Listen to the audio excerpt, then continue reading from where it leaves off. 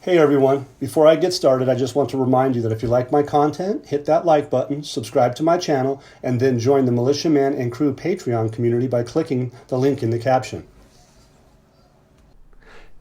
Hello everybody. Hey, this is going to be a good fun night because there's a lot of good things that are happening with Iraq and the Iraqi Stock Exchange, other entities, all the stuff that we've been talking about that have been in the news already.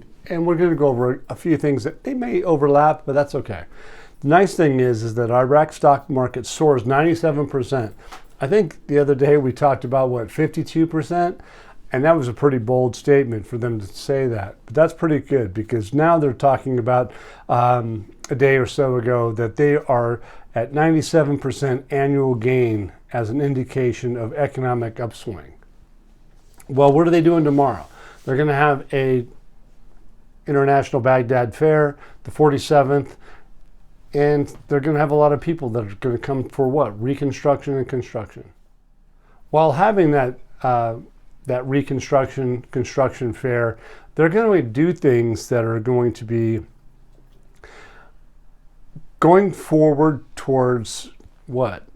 A global opening. They're going to do that. They're going to do a renaissance of the country. It's going to be phenomenal. So what we're going to see and we're going to keep watching is how do they do that at a program rate or an imposed rate, or what, all these different views of what 1310, 1320, or 1300 mean to people. It doesn't mean anything to the international world as far as I'm concerned. It doesn't mean anything to Iraq because if you think about, do the math on building bridges, building roads, building new mining sites, building all those things that they're going to try to do, the electricity, everything. Think about it.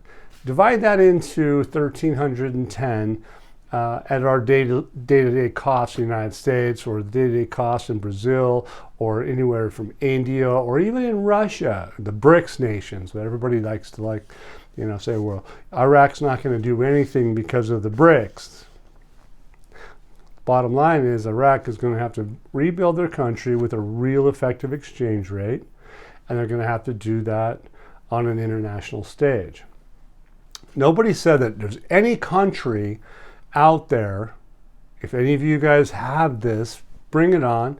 But if you have it, which countries are those that are going to be facilitating saving the international or the global financial system? And who was that?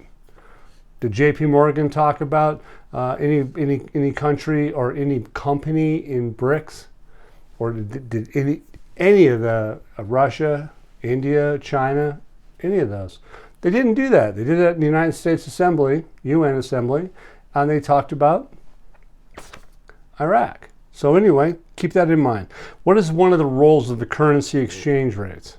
It says here is an integral to the discussion of the stock market's performance are the currency exchange rates, specifically the selling price of the United States dollar, not anything else, non-bank financial institutions, okay, and the Central Bank of Iraq, end game, right? So these financial institutions or financial data points that these guys provide, they provide a context to trading activities in the marketplaces. They give context to valuations of Iraqi companies listed on the ISX stock exchange. What do? They're just giving out broader economic factors, potential valuations, influence, market dynamics. Those are my views, okay? But basically what they're doing here is that the Iraqi stock exchange, the ISX, is concluded a year. They're ready to go into the next year, which is that they're suggesting they had 97% rise in terms of United States dollar. I think that's going to get emotional when people start talking about it, right? I think it's pretty fascinating. Tomorrow's the 10th. I think their International Baghdad 47th fair is going to be underway. And so those things are going to be a topic. And so why is Iraq going to be such a rock star? Is because of all the things that we've been talking about with Militia Man and Crew in our Patreon forum and in our Discord chat room. The news that we've brought for over a year are going to support the data that we have. And all the support that I've given other sites and other people for over almost 10 years is going to support the fact that look, it's always been about Iraq, but it's not always been about Iraq. It's been about other countries. So there's some new documents. Yeah, so when they have new information that comes out from the UN, other spaces, it's really going to be important for everybody to understand that stuff that comes out today, it's all about going international. That's my point of view on it. I think what we'll probably do is we'll have to dig into it, because when they put out 50 page, 90 pages, 100 pages of data about the taxation system, the Escada system, they talk about many different things, the digital transformation, all that stuff is just, it's not about just the dinar going live, it's about all the collective, right? The WTO, the World Bank, Bank of International Settlements, U.S. Treasury, U.S. Fed, all those things. Look, all that stuff is just not going to just go away. They're a part of this. It isn't about just like, oh, pull the trigger, pop the button. It's about collectively putting it all together, a complex issue. Remember, we talked about this. The UN has a 2030 project, which is about sustainable development. Think about it for a minute. What is sustainable development? What is the sustainable development of Iraq? What is the Development Road Project? What are those things? Are they interconnecting with the Silk Road Project? Are they heading towards Gaza, for instance? I mean, where's the road going? Do you guys realize that, if you don't pay attention, if you don't do the study, you don't really get the grasp of it all. So take time. Pay attention to what you got going. So the cool thing here is that here's an article that says, with the start of the new legislative term, it says Parliament reveals the first laws that we'll work on. So Parliament started when? Looks like they came back today. They talked about they were going to confirm on Sunday, or the 7th, right, that the oil and gas law will be one of the priorities of the House of Representatives' work during the new legislative term. That's huge. When was that? That's today. It says that with the beginning of its new legislative term in the next 2 days, well, that was the 7th. They're going to do this. The House of Representatives will work to speed up, so they're going to just get on it, the legislation of important and stalled laws that have been lagging and doing their things, collecting dust. And Parliament's priority will work to legislate the oil and gas law due to the importance of the law. All right, so that's pretty fascinating, because they're getting ready to go into the fair. They're getting ready to come to a point where they have not shown that they've exposed the spending for reconstruction funds. They haven't paid salaries. And there's many different things that haven't been done specifically from the 23, 24, 25 budget. But they say they're going to do stuff like that. It says the Iraqi government must expedite sending the draft oil and gas law so that it can be widely studied and agreed upon among all political parties. So what? So that it can be enacted. That's a key word, man. So think about it. What is enacted? It means it's engaged or it's launched. It means done during the new legislative term, which is what? Started not the 7th. That's 2 days ago. Today's the 9th. So have they shown us that they're going to do this today? No, they soften it, but they have a talk about it. It says The meeting in Parliament tomorrow is set for the date of the session to elect Halabousi. That's also in the same breath of what they're going to do. But we find out now that Halabousi, his replacement, is ready for, I think it's Sunday this week. Is that the 13th? I think possibly the 13th. We'll see how it goes. But the bottom line, doesn't matter. The fact remains is that they have a deputy that's in place, and so that Halabousi's replacement isn't a problem because of the way that Iraq's circumstances play. It says a government parliamentary meeting to prepare a draft law on partnership between the private and public sectors. Well, we all know that they've been working on a private-public sector relationship for a long period of time.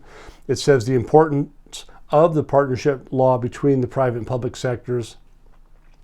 What does it do? It says during this second workshop to prepare the draft law on partnerships between the public and private sector, the guest House of Representatives is present. These guys are getting together, and they also want to say that the law would create an attractive and stimulating environment that contributes to achieving economic renaissance and achieving sustainable development. So those are some key words. What is it? The Renaissance. We all know Renaissance is taking old into new and achieving sustainable development. Well, I talked about the 2030 Sustainable Development Project with who? UN, 30, 40, 30, 25 countries, whatever the number is, okay, maybe more. Think about it. Sustainable development, that's what they're talking about. The Development Road Project is a sustainable development project. So let's watch and keep a close eye on this because it's fascinating. It says the role of the Prime Minister Shia al-Sudani in his efforts in involving the private sector. Okay, private sector is what this whole affair is about, right? Alongside the government in organizing the labor market in a way that strengthens the Iraqi economy and brings about comprehensive development in the country. So we all know that today, for instance, on their agenda was what? The oil and gas law, the enactment of it. They even use the word enactment. So when you enact something, it's like to do it. It's like to turn it on. So who's involved? The citizens of Iraq are involved in the enactment of the oil and gas law. How long has it been on the books? I don't know. I think we can go back to 2003, 2007, pick a number. But the bottom line is they're talking about bringing about comprehensive development in the country. Well, isn't that what this fair is about? Reconstruction, construction of a country? I'm fairly sure it does. Right? So anybody that says that this isn't going to happen and it's going to take till 2026, it's like, well, how are you going to have all these fairs and all these people and they're going to talk about comprehensive development in the country? How are you going to have a 23, 24, 25 budget, which is in law, to pay for the contracts, the tenders, all of those things? Add that into the equation and get back to us. The Iraqi Council of Representatives focuses on the economy in the next legislative term. Another article, same topic, excuse me, but it says the House of Representatives Mohammed al-Haraji expected that the next legislative term, which is now, will focus on laws that promote investment and support economic growth within the path sought by the Parliament. Okay, I'm not so sure it's just the Parliament, but we'll just leave it at that. It says, it goes on to say the independent affiliate suggests that in this effort, the House of Representatives is trying to enhance security and stability and the desire to provide rapid and effective changes by accelerating the work of parliamentary committees and approving laws of vital importance to enhance citizen service and stimulate serious economic development in the country. Interesting they bring that up is that because why are they in such a hurry now? They hadn't been in the past, but you just had some circumstances that got to the point where, man, you have like the 47th Baghdad Fair coming in, where you have 1,000 companies and you have influences taking pop shots at the coalition forces, 117, 115 of them, and then you had some issue where, things happened from the United States. So look, the bottom line is that what you're going to find out in the news, keep reading on, is that the United States is probably not going to go anywhere. The United States is probably going to be a key factor, whether it's in secret or not, in political stages. I think you'll find there's articles that are talking about specifically that what's not said publicly just got said. The politicians realize that when the United States does what they need to do, they do it efficiently, and when other influences that are not quite as quality as the United States and the coalition forces collectively, not much happens. So we'll see how that goes, but the bottom line is that they're talking about going international, and that security and stability is there. I think our Pentagon talks about it. I think Al Sudani talks about it. I even think some of the political forces are talking about the fact that they do not want the United States to leave. So let's move on from that. And that's not my expertise. I'm just giving you what they talk about in the news. But here it says, to enhance the citizen service, stimulate serious economic development in the country. Those are the things that everybody wants to hear. They want to make money. They want to get out of this insecurity, if you will. So here's another article that says, with the resumption of work today, 3 most prominent laws of the new legislative term of Parliament have been identified. So this particular article is a little bit interesting, is because I want to get into it in the sense that amending the financial budget for the year 2024 among its work priorities during the next legislative term, which is now. It says the committee explains that in a press statement that, quote, the committee had previously discussed the general amnesty law, interesting, think about that, and sent it to the presidency of the House of Representatives to include it on the agenda. So that's just a law that's involved here, the amnesty law. So if you have any blood on your hands and you're an Iraqi and you were doing things back in 2016, 2015, and so forth, if you have that on your back and you go forward, they pass that law, you're probably going to lose your immunity. So it's been a big issue. It's been contentious, but there you go. These guys they're not stopping. They're going for it. It says here, this is why this is interesting, is because Halabusi is supposed to be, they're going to have a replacement. They've talked about it, I suppose, today. I think that's what happened was today. And this article is dated for today, suggests that the acting Speaker of the House of Representatives took charge of that meeting. So I think there's a constitutional circumstance that what we're waiting for is not based off because of the fact that the House of Representatives or House of Halabusi needs to be kicked out. It just shows that we have an acting Speaker of the House of Representatives. His name is Mohsen al-Mandalawi, affirmed that there is a parliamentary consensus on the necessity of accelerating the approval of all important laws. All important laws.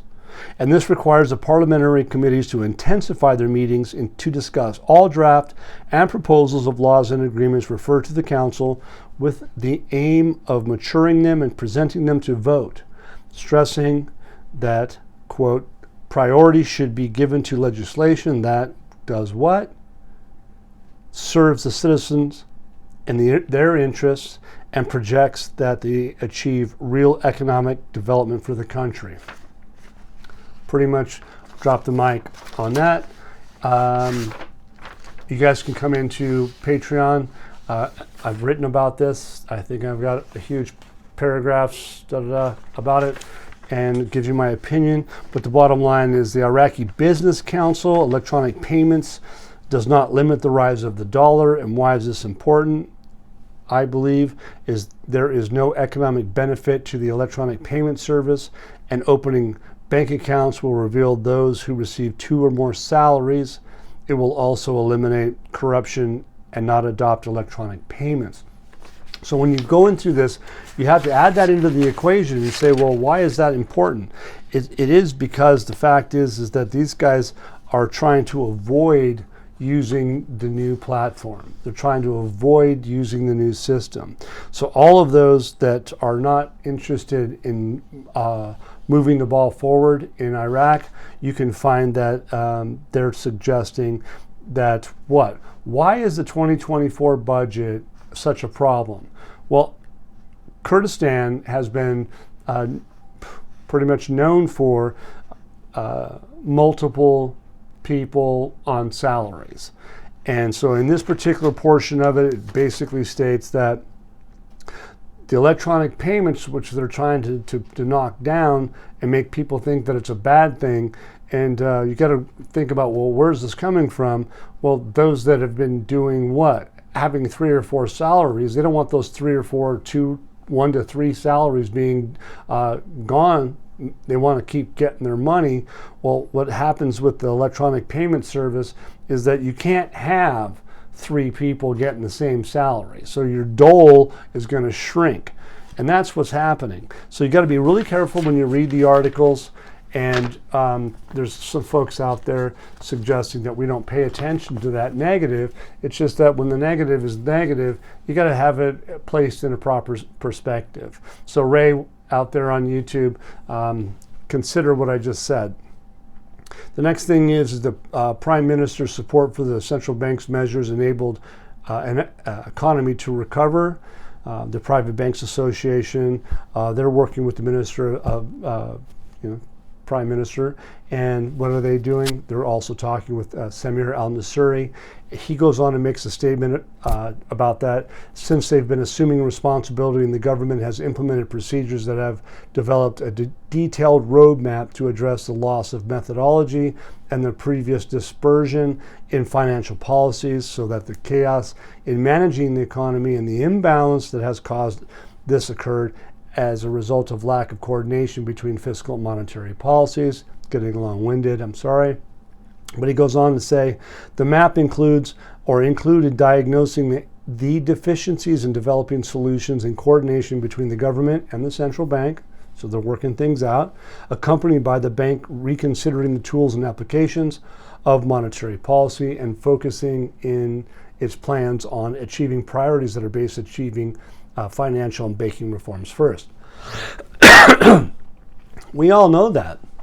So, but the bottom line is that what he says is that these steps resulted in the issuance of joint reforms, which are decisions to enable the economy to advance good growth rates, confirmed by international organizations, especially through the reports of the WHO, the World Bank, the International Monetary Fund, and their acknowledgement that the Iraqi economy in 2023 left fragility to a gradual recovery and achieved inflation rates at an annual rate of 3.7%, which is far lower to the comparative rate of 7%.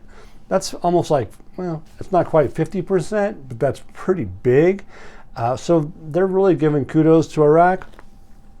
And so when I started off this whole thing was that the ISX had increases of what the first video I did mentioning it was 52%. Then they come back out and say it's 97%. I think that Arabia's Securities and some other companies are talking about how important this is, how big it is to their investors and to those, as brokers, they would tell their people that this is a big deal. And you're gonna see that. I think if you guys start doing some Google research on the ISX, I think if you start looking at the companies, the Forex companies that do trading, you're gonna find that there's some very significant big players that are exposed to this. We all know JP Morgan, Citibank, and others are 100% involved. And you can find this in Patreon. Just Google JP Morgan Chase, not Google it, but forgive me, put it in the search bar in Patreon and see if you see the picture of the vice president of JP Morgan Chase doing information and deals with Iraq. Okay, even you walk into the bank and Chase, and not that I'm talking bad about them or anything, just they don't. Your average guy doesn't know what we know, because what we know is we study, and we have the data to support, and the articles that are public that present that information that even those that are in Chase don't know, and they should. Central bank to move on transforms with cash economy to the digital economy. So why is that important? The bottom line is that the new system is more cash-less oriented. We've talked about that. We've been talking about it for years. So we'll leave that to be.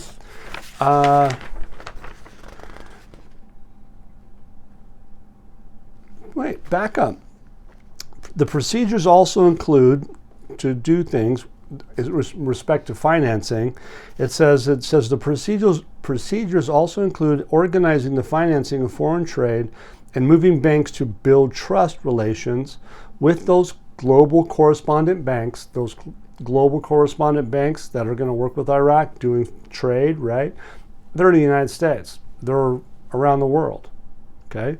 And what are they going to be doing? They're going to be obtaining approval to open accounts for our banks with them and allowing commercial key. What is the commercial trade going to be in Iraq? Dinar, okay? And banking dealings with them directly and gradually leaving the electronic platform and introducing new foreign currencies into dealing for foreign trade purposes with them, China, the Emirates, Turkey, India, in addition to US dollar. Okay, back to that, bottom line. Who's leaving? The central bank is leaving the electronic platform. It's not the other banks. The correspondent banks, that's what they're talking about. So focus in on that. This is massive, it's big, it's good. And what are they going to do? They're going to be securing payment systems and securing the infrastructure for those systems, establishing a national company for payment systems. And what else? They're going to be reconsidering the structure of the banking and financing, and they're also going to be preparing to launch a national lending strategy that was established by the Riyadh Bank. All right? So basically, those are the things that we've been talking about. Last thing I'm going to talk about is amending the budget for 2024. And some of the things that they're talking about is actual spending. We've been waiting for the actual spending. And I think that actual spending and those problems between the federal government and the regional government, what they say, will be solved. So there you have, they are at that stage. And when they were at that stage today, are they going to keep going into tonight, tomorrow, the next day? We're going to find out.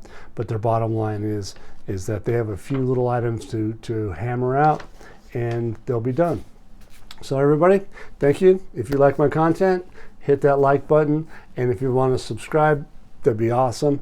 And if you'd like to help keep this content running, to help all the news hounds and everybody and the crew keep this place running and into the future with other things that we would be talking about, that'd be great. So we have Zelle, Venmo, and PayPal.